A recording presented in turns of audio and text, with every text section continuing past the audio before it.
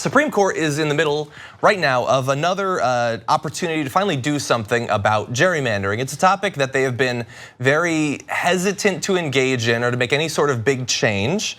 And maybe this is an opportunity for that to change as well. So today they actually heard arguments in relation to a gerrymandering case coming out of Maryland.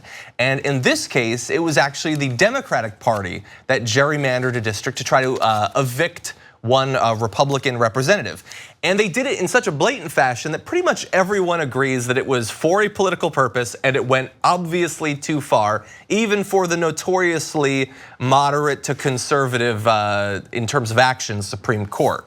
So let's talk about this case. Michael B. Kimberly, a lawyer for the plaintiffs in the Maryland case, argued that Democratic state lawmakers there had redrawn a district in northwestern Maryland to retaliate against citizens who supported its longtime incumbent, Representative Roscoe Bartlett. That's a name for you, a Republican.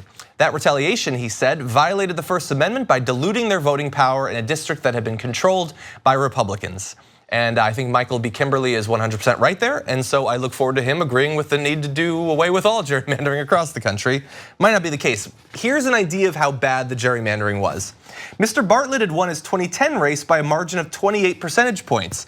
In 2012, he lost by 21 points. That is a massive swing. That's pre-2018 waves and all that. You don't get a 40-point swing over 2 years in a congressional race unless you do what they did, which is take something like 1/3 people out of his district and replace them with Democrats. So everybody acknowledges this is bad. And so far the judges seem to think something maybe should be done. We're not entirely sure. Justice Elena Kagan said that in some cases it might be hard to tell when politics played too large a role, but she said that this was not a problem here. However much you think is too much, this case is too much. Chief Justice Roberts criticized the challenged district's odd shape, saying it doesn't seem to have any internal logic, which again is an argument that can be applied to any number of congressional districts that have gone through this process of partisan gerrymandering. And Justices Ruth Bader Ginsburg and Sonia Sotomayor said there was little reason for the court to rule now because its decision would come too late to affect the 2018 elections, which is perhaps an excuse for stalling, but not an excuse for lack of inaction in the long term. So what do you think about this? It's funny, Michael Shore and I talked about this on Plug My Podcast, The Edge with Mark Thompson. We do a little political thing up front, and we talk about this partisan gerrymandering because there doesn't seem to be any sort of neutrality to it anywhere. It's very hard to find how these districts can be redrawn with utter neutrality. And so when it goes our way, we're happy. When it goes against us, we're not. Yeah. It's all about gerrymandering, and that's where the shoe's gonna pinch for us as we try to retake power. I'm talking about progressives, because the lines are being drawn by the dominant party often. And so that's why, even as we feel sort of this wave of optimism about the midterms, it's against a backdrop of increasing gerrymandering that could go against us. Yeah, so I'm torn because, in the case of Maryland, obviously the gerrymandering seems to be done by the Democrats as opposed to the Republicans. And I want to be fair, right? And I don't like gerrymandering. I don't like any political party drawing districts in a way that gives them an advantage, an unfair advantage. But then there's the side of me that's tired of playing fair because you see Republicans get away with murder while Democrats try to, play patty cakes.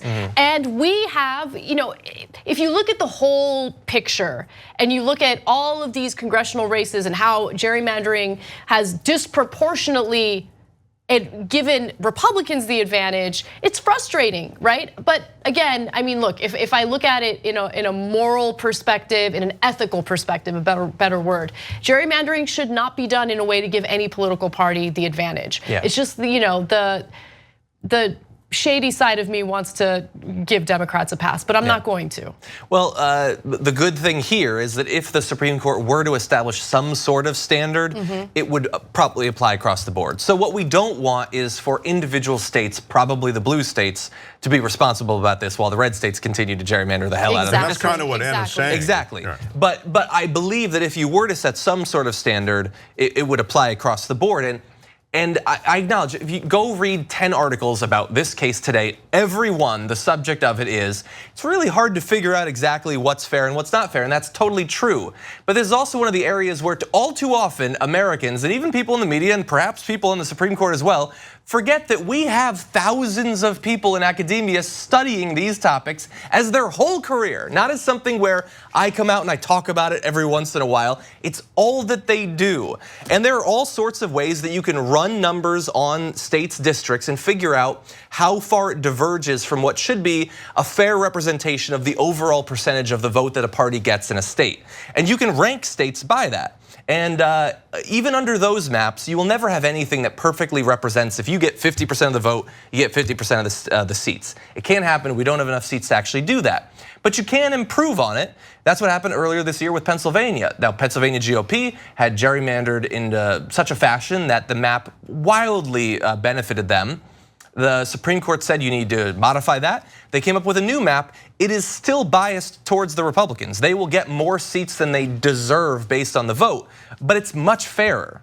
That's the sort of thing that we should be aiming for. Not a perfect representation of the popular will across districts, but something that is closer to fair. And I think the Supreme Court could do something like that, and if necessary, iterate on it in the future. It's funny, we've drifted so far off course that like what John's talking about sounds reasonably appealing, even though it leans to the right. It's like, all right, I'll take it because it is better than what we've got in some now. cases, I think it would go the opposite way. It would slightly over benefit the Democrats. It's gonna happen on a state by state basis, and there's different ways to do it. But I think we need movement. I do like that I've come across as reasonably appealing in this particular case. That's what I aim for. It wasn't you, it was the reasonably appealing. Yeah, you're still not appealing in the least. Oh, wow, that's a harsh way to end a clip. We could have edited it out. I have a feeling they won't. But anyway, very important, still ongoing. As I said, the arguments are being heard literally this week. So we will check in every once in a while and see if there's gonna be some actual movement on it. You just watched the video by the Young Turks, home of the revolution. If you'd like to get a lot more than that, get the full show by becoming a member. tytnetwork.com/join.